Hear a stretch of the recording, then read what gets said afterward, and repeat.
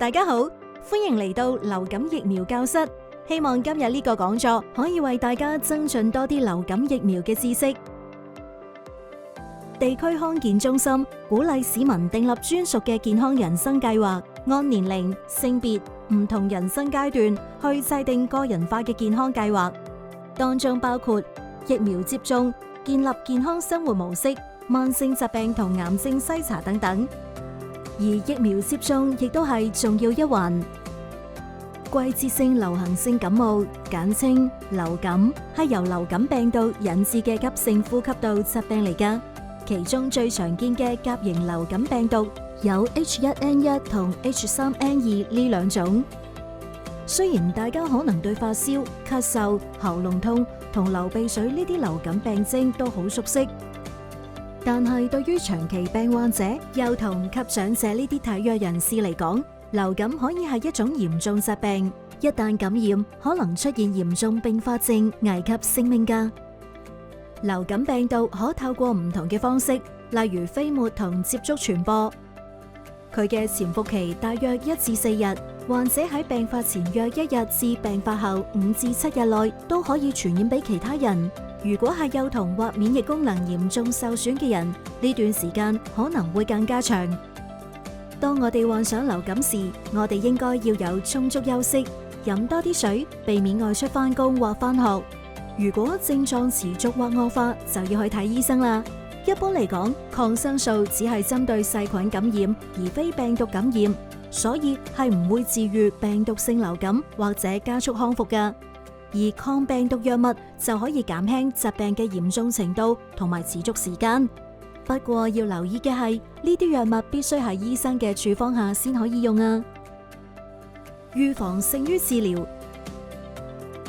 喺日常生活中，我哋都可以行多步去預防流感㗎，而保持雙手清潔同佩戴口罩都可以有效預防流感。遇上有發燒或呼吸道症狀嘅情況，我哋固然要戴上口罩，而探訪或者喺高風險場所工作，又或者係前往人多擁擠嘅地方時，我哋就更加應該要佩戴口罩。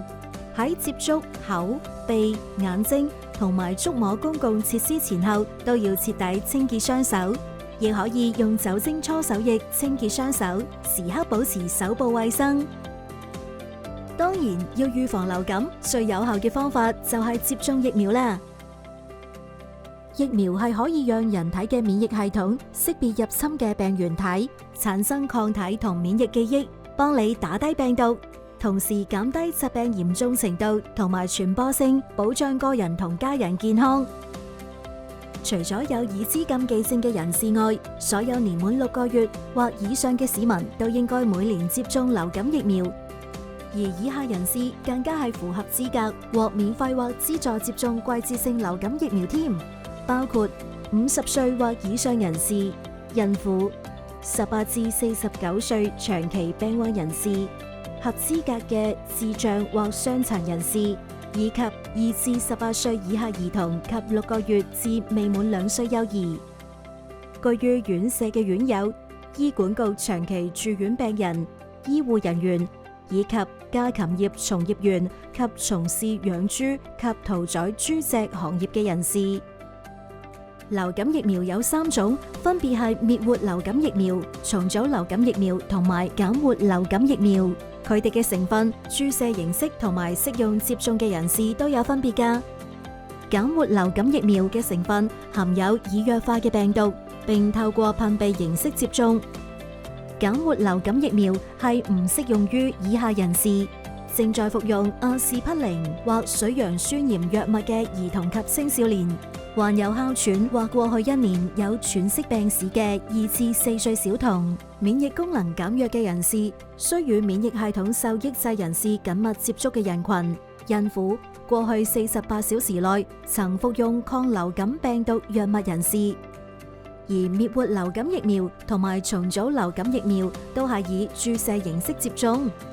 滅活流感疫苗含有已被殺死嘅病毒，而重組流感疫苗就利用基因重組技術製造唔含有蛋或流感病毒嘅抗原血球凝集素。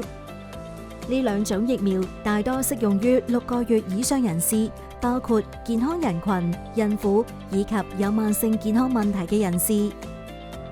至於有人問孕婦可唔可以接種流感疫苗，根據世界衛生組織嘅研究顯示，孕婦接種重組流感疫苗同埋滅活流感疫苗都係安全㗎，仲可以為媽媽同嬰兒減低患上急性呼吸道感染同相關併發症嘅風險添。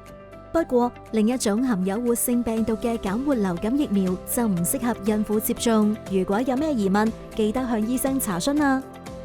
其實每年嘅冬季流感高峰期前，市民就應該去接種季節性流感疫苗㗎啦。咁係因為要預留2個星期俾身體提升免疫力去對抗流感病毒啊。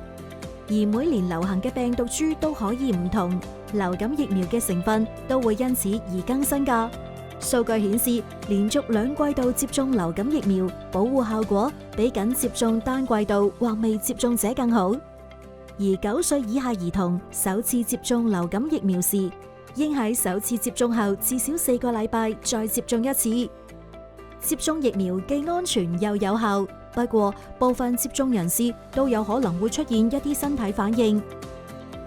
接種滅活流感疫苗及重組流感疫苗可能出現嘅反應包括接種處出現痛楚同埋紅腫，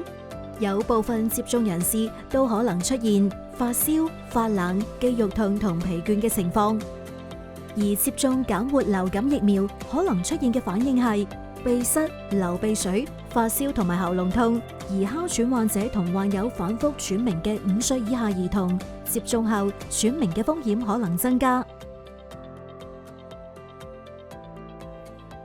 聽完呢啲資訊，為咗健康着想，快啲叫埋朋友同屋企人向地區康健中心、康健站或家庭醫生預約接種疫苗啦！